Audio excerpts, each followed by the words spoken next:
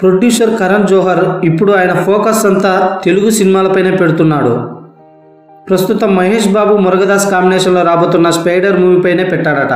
June 1న release అయిన spider teaser చూసి thriller అయిపోయిన కరణ్ జోహర్ ఈ టీజర్ ఎంతో ఆసక్తికరంగా ఉందని, ఇలాంటి విశేషాలు మరిన్ని చూడాలని ఉత్సాహంగా ఉందని అంటూ Mahesh Babu మురుగదాసులకు all the best చెప్పాడు. తెలుగు, తమిళంలో ద్విభాష చిత్రంగా తెరకెక్కుతున్న స్పైడర్ను హిందీలోనూ అనువాదం చేయనున్నారు. గజినీ, హాలిడే లాంటి సినిమాలతో మురుగదాస్ హిందీ ప్రేక్షకులకు బాగా దగ్గరయ్యాడు.